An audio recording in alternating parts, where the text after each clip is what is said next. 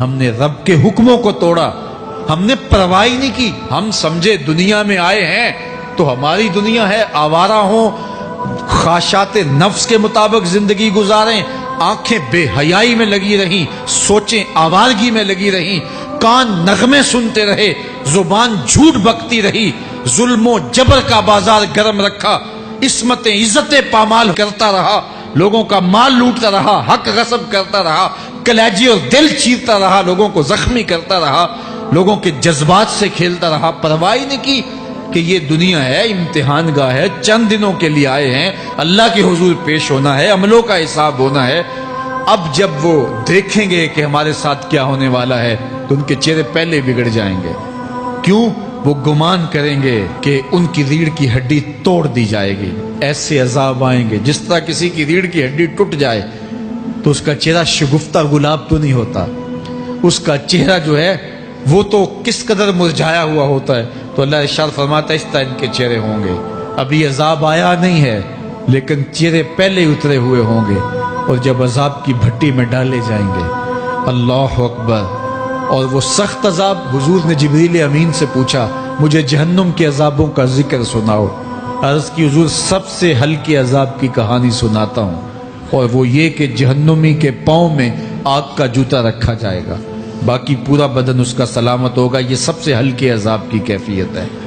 اب پاؤں میں آگ کا جوتا ہوگا، حدت، گرمی، شدت اتنی ہوگی کہ دماغ پگھل کے ناک اور کانوں کے راستے سے باہر آ جائے گا۔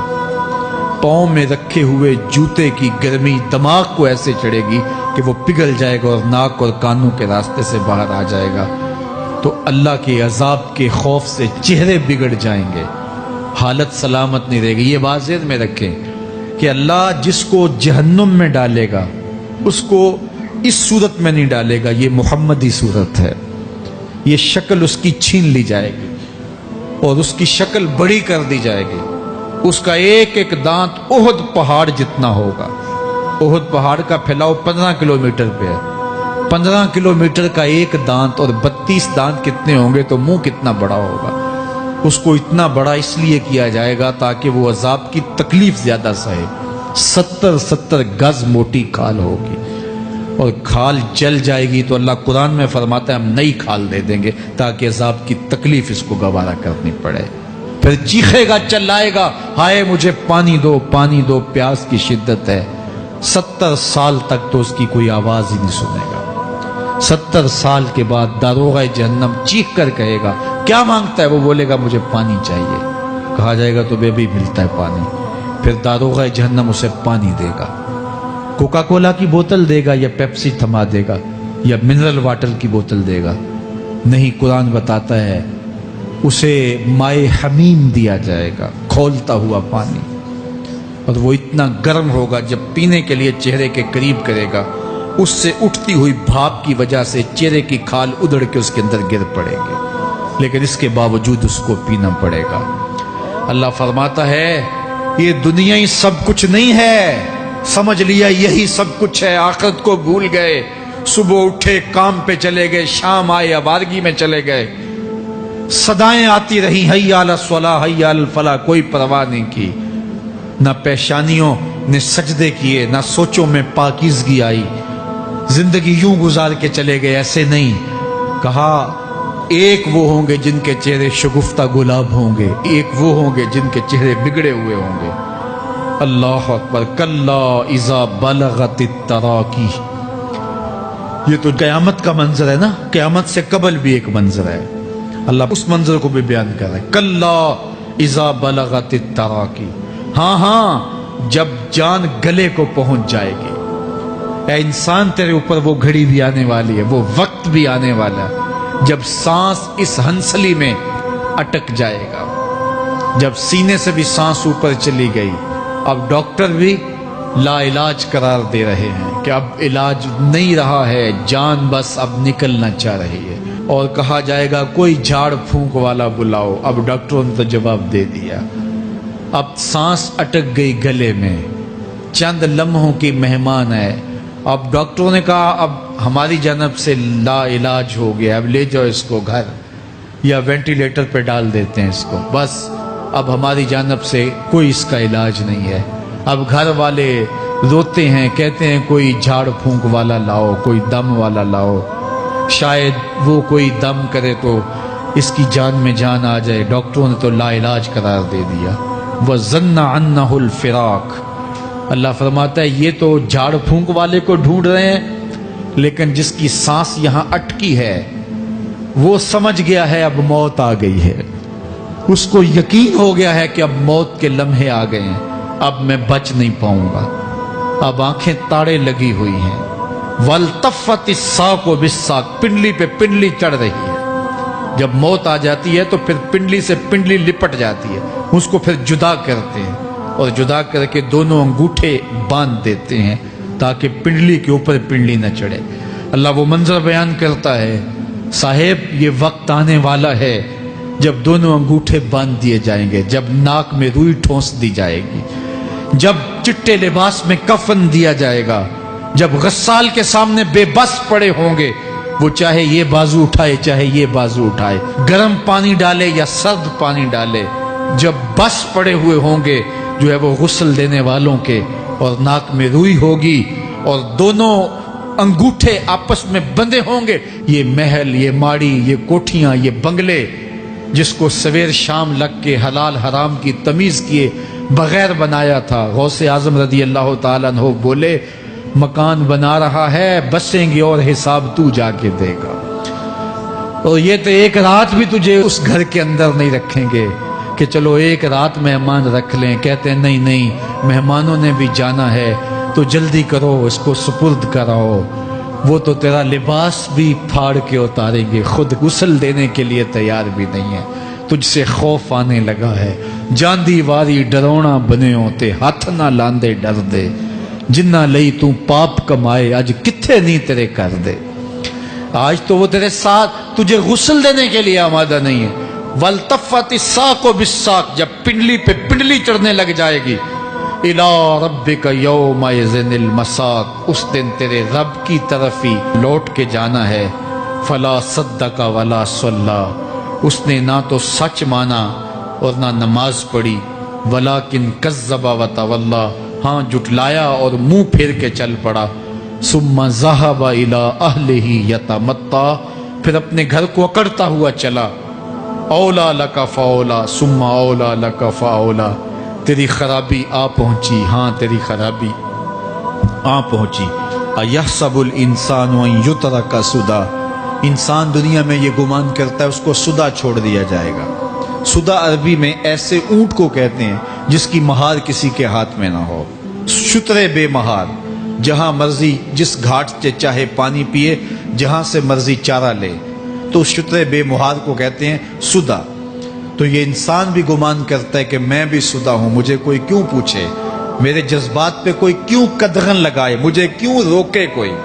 بالخصوص جوانی کے ایام کے اندر جوان کو بڑا ہوتا ہے کہ کوئی مجھے کیوں, وہ تو ماں باپ کے کہنے میں بھی نہیں آنا چاہتا. وہ کہتا ہے کیوں مجھے روکتے ہیں, میری جوانی ہے, میرے جذبات ہیں, مجھے آزادی سے جینے دو, کیوں میرے راستے میں رکاوٹ بنتے ہو, میں سدا ہوں. اللہ فرماتا ہے نہیں, ایک اونٹ تو سدا ہو سکتا ہے جس کو میں نے اشرف المخلوقات بنایا ہے, اس کو تو سدا نہیں چھوڑوں گا, اس کو تو پابند بناؤں گا حکام کا. اب وہ کہتا ہے کہ نہیں نہیں, یہ کیسے دوبارہ اٹھائے جائیں گے. اب دوبارہ وہی بات پھر آ گئی. الم یک نطفۃ من منی یمنیٰ. اللہ فرماتا ہے ایک بوند تھی نا, پانی کا ایک قطرہ تھا جو رحم مادر میں رکھا گیا. ثم کان علقہ, پھر وہ پانی کا قطرہ لوتھڑا بنا. فخلق فسویٰ, پھر اللہ نے اسے پیدا فرمایا اور پھر ٹھیک ہموار کیا. فجعل منہ الزوجین الذکر والانثیٰ, پھر اس سے وہ جوڑ بنائے, کوئی مرد بنایا کوئی عورت بنائی. کہا اب غور کر, اب تیری آنکھیں دیکھتی ہیں, بجلیاں چمکتی ہیں, تیری زبان کا طوطی بولتا ہے, لوگ اشش کرتے ہیں تیری گفتگو پہ, تیری گفتار پہ صدقے جاتے ہیں, تیرے لہجے کے جمال کو دیکھتے ہیں, تیرے سینے کا زور, تیرے پنجوں کی طاقت, تیری دماغ کی تیزیاں اور تیری سوچوں کے اجالے, تیری زوردار ٹانگیں, تیرے کڑیل بازو اور تیری چوڑی چھاتی اور تیرے گلاب کی پتیوں جیسے ہونٹ، اے انسان یہ سب کچھ کہاں تراشا گیا؟ ماں کے رحم میں، اس تاریکی میں جو 3 پردوں میں تھی، تیرا سر تیرے گھٹنوں میں تھا، اور تیرے رب نے وہاں تیرے اندر نسوانیت یا رجولیت کی صلاحیتیں پیدا کی، تیری آنکھوں میں چمک پیدا کی، تیرے کانوں میں نغمے بکھیرے، تیری زبان کے پٹھوں پہ قوت ذائقہ رکھی، تجھے بولنے کی صلاحیت دی، تیرے پنجوں میں زور رکھا۔ آج تو مفتی شہر ہے، آج تو علامۃ الدہر ہے، آج تو قاضی القضات ہے، آج تو منسٹر ہے، آج تو وزیر اعظم ہے، آج تو پہلوان ہے، آج تو شہزادہ ہے، آج تو بادشاہ ہے، آج تو زوراور ہے، آج تیری طاقت کے کیا کہنے؟ آج شیروں کو تو نچا لیتا ہے، ہاتھیوں کو تو بٹھا لیتا ہے، آج تو بڑا زوراور گھڑ سوار ہے، آج تیری طاقت کے کیا کہنے؟ تو کشتی کرتا ہے، زمانہ دیکھنے آتا ہے، آج تیری طاقت کے شوہرے ہیں، تیری عظمت کے تنتنے ہیں، لیکن انسان تو ایک ناپاک قطرہ تھا اور رحم مادر میں تھا۔ تیرے اندر یہ رنگ کس نے بھرے؟ تیرے کانوں میں نغمے کس نے رکھے؟ تجھے دماغ کی قوتیں کس نے دی؟ زبان کو بولنا کس نے سکھایا؟ آنکھوں میں توانائیاں کس نے رکھی؟ تیری زبان کا طوطی بولتا ہے، یہ سلیقے کس نے دیے؟ پھر اللہ فرمایا، کتنا زوردار بیان ہے، الیس ذالک بقادر علی ان یحیی الموتى، جو ماں کے پیٹ میں ایک نطفے کو ایک خوبصورت انسان بنا سکتا ہے، ہڈیوں کو جوڑ کے دوبارہ انسان نہیں بنا سکتا؟ کیا وہ دوبارہ تجھے کھڑا نہیں کر سکتا اپنے سامنے پیش ہونے کے لیے، جس کے حکموں کو تو نے توڑا ہے، جس کے فرامین کا تو نے مذاق اڑایا ہے؟ کیا وہ اتنا ہی بے بس ہے کہ اپنے حضور تجھے جو ہے وہ کھڑا ہی نہیں کر سکتا ہے؟ جس رب نے تجھے ماں کے شکم میں شکل دی، حضرت شیخ فرید الدین عطار بولتے ہیں، سانے کستی سلاتی می شود، ایسا کاریگر ہے مٹی سے بادشاہ بنا ڈالتا ہے۔ اس نے مٹی سے دارا و سکندر بنائے، اس نے مٹی سے جو ہے وہ رستم و سہراب بنائے، اس نے مٹی سے کیا کیا بنا دیا جو مٹی سے بادشاہ بنا سکتا ہے، جو نطفہ رحم مادر سے جو ہے وہ شکل اور صورت اور رنگ اور جمال بنا دیتا ہے۔ تیری صورت نکھرتی ہے، تیرے ہونٹ گلابی ہیں اور تیری نرگسی آنکھیں ہیں، تیرے ریشمی بال ہیں اور تیری خوبصورت رنگت ہے، تو چال چلتا ہے تو لگتا ہے قیامت چل رہی ہے، تیرا قد رانا جو ہے وہ صنوبر کو شرماتا ہے، تیری گفتار کے تنتنے ہیں۔ جس نے اتنی خوبصورت شکل ماں کے رحم میں بنائی، کیا وہ ہڈیوں کو جوڑ کے دوبارہ انسان نہیں بنا سکتا؟ وہ دوبارہ انسان بنائے گا اور پھر تجھے اپنے حضور کھڑا کرے گا۔ اور ایک حدیث میں آتا ہے، اللہ بندے کو اپنے حضور کھڑا کرنے کے بعد اپنے سامنے سے ہٹنے نہیں دے گا جب تک 5 سوال نہیں پوچھ لے گا۔ ان عمرہ ہی فیما افنا ہو، اس کی عمر کے بارے میں پوچھے گا، کہاں ضائع کی؟ میں نے تجھے زندگی دی، 60 سال 70 سال 40 سال 50 سال، اس زندگی کو کہاں گزار کے آیا ہے؟ ان شباب ہی فیما ابلا ہو، اس کی جوانی کے بارے میں پوچھا جائے گا، جوانی کہاں گزار کے آیا ہے؟ مجنوں تو نہیں بنا رہا، خواہشات کا اسیر تو نہیں ہو گیا، دیوانوں کی طرح زندگی تو نہیں گزار کے آ گیا؟ تیری جوانی کسی چوک میں تو نہیں گزری، تیری جوانی آوارگی میں تو نہیں گزری، ساری رات سوشل میڈیا کے اوپر گندگی اور غلاظتیں تو نہیں دیکھتا رہا؟ تیری زندگی گزری کہاں ہے؟ تیری جوانی گزری کہاں ہے؟ اگر کوئی جواب نہ ہوا تو پھر کیا جواب دے گا؟ اور وہ کتنا خوش نصیب ہوگا جو کہے گا، مالک میری جوانی سجدوں میں گزری، میری جوانی قیام میں گزری، میری جوانی رکوع میں گزری۔ میرے حضور فرماتے ہیں، سبعۃ یظلھم اللہ فی ظلہ یوم لا ظل الا ظلہ، 7 اشخاص ایسے ہیں قیامت کے دن جب کوئی سایہ نہیں ہوگا، اللہ ان 7 کو اپنے عرش کا سایہ دے گا۔ ان میں سے دوسرا شخص میرے حضور نے بیان فرمایا، وشاب نشأ فی عبادت اللہ، وہ جوان جس کی جوانی اللہ کی عبادت میں گزری۔ جوانوں، اپنی زندگی کو مالک کی دہلیز پہ لے آؤ۔ جوانی وہی ہے جو مالک کی چوکھٹ پہ گزرے۔ اپنے دل کا تعلق جوڑو، عشق کرنا ہے تو پھر آمنہ کے لال سے کرو۔ محبت کا رشتہ ان سے جوڑو، تعلق کا ربط ان سے قائم کرو، جوانی کو دین کی راہ پہ ڈالو۔ اللہ اکبر۔ سنو میرے حضور کا فرمان، انا حبیب اللہ، میں اللہ کا حبیب ہوں۔ پھر فرمایا الشاب التائب حبیب اللہ، جو جوان جوانی میں توبہ کرے وہ بھی اللہ کا حبیب ہے۔ آؤ اللہ کے حبیب بن جاؤ، اللہ کے حبیب بن جاؤ، اللہ کے حبیب بن جاؤ، اللہ کے محبوب بن جاؤ۔